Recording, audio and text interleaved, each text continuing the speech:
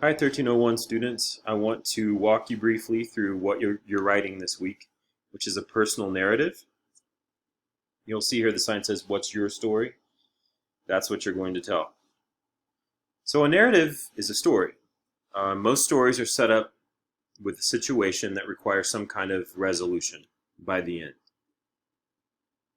These stories, excuse me, have a conflict, whether it's inside of you or outside of you, or inside the main character or outside the main character. Here at the bottom of the page on the left, we have a woman who looks like she's grieving or upset by something. That's clearly an internal conflict that she's going through. Whereas the kid on the right is facing a conflict as well. He's outrunning a tornado. That's obviously a conflict outside of himself. So that's an external conflict. You may write about either internal or external. It could be both.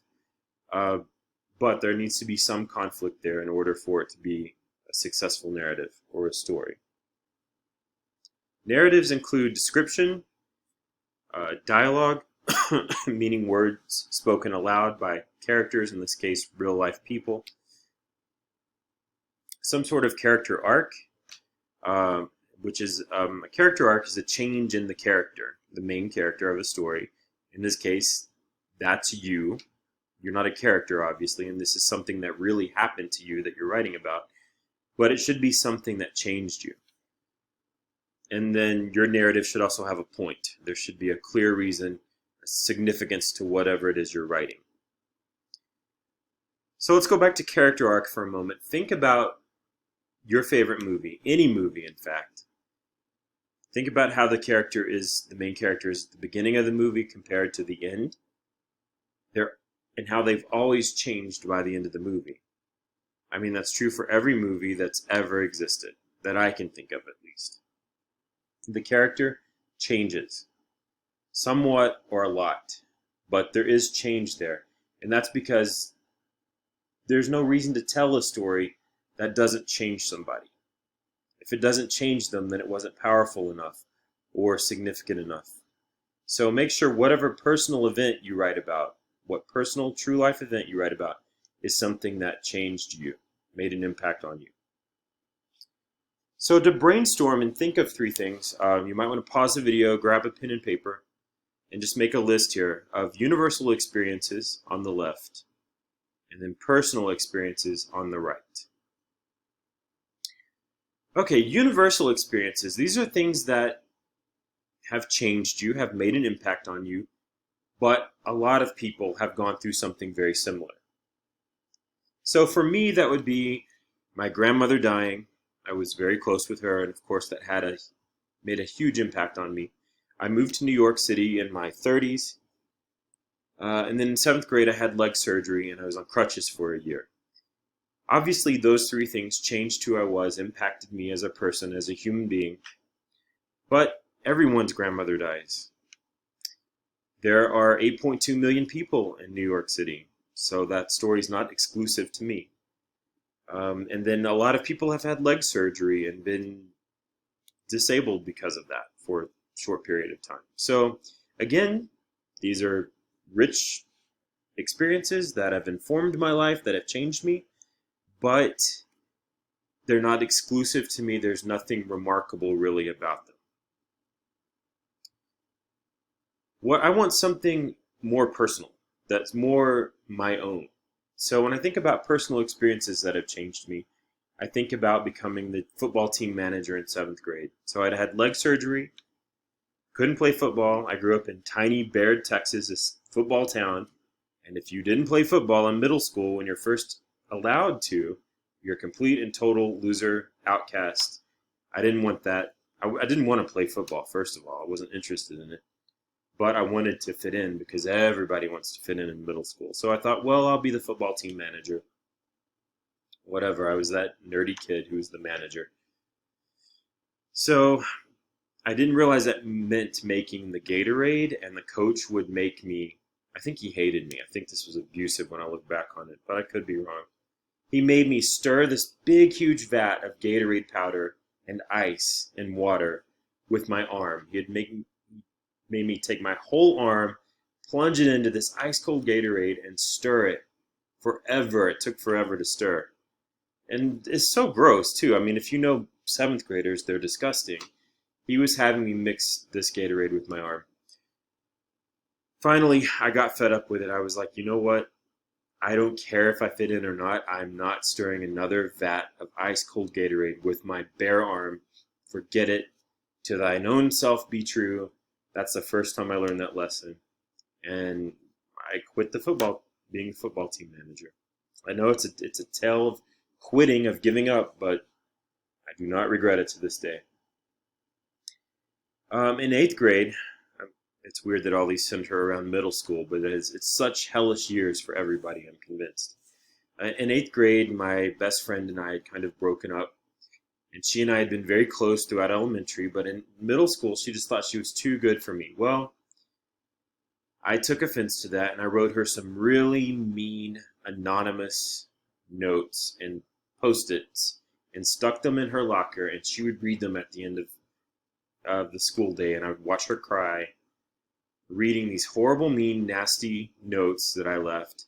Such a coward, I didn't sign them. That was just my vindictive, awful way of getting back at her. Well, I'd always kind of felt bad about that, so years later on Facebook, I confessed to her. I was like, hey, the kid who wrote you those really mean, nasty notes, that was me, and I felt bad about it ever since.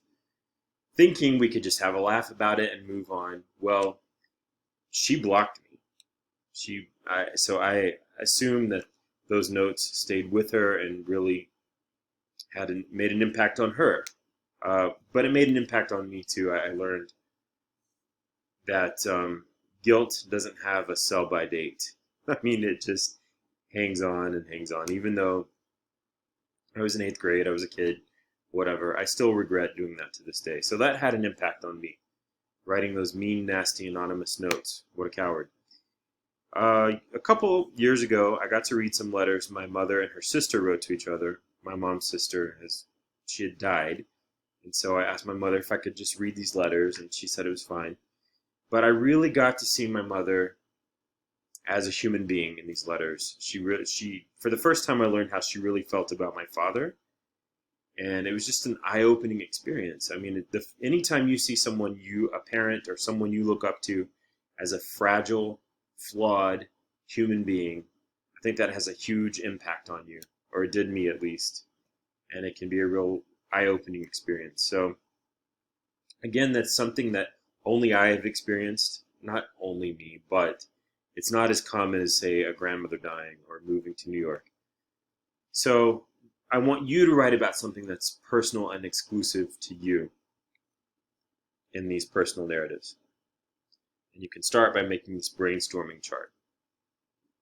Other things you need to think of or be conscious of include how you will describe the setting where this takes place, this event, which key people are involved in the conversations that took place, because remember, you'll have to include dialogue, conversations that happened. You'll write about what happened, obviously, and then consider the significance of it. If it didn't change you or make a big impact on you, it's not worth writing about. And then finally, we have ways we can organize these personal narratives. You can tell it in a very linear way, just straightforward, beginning, middle, end.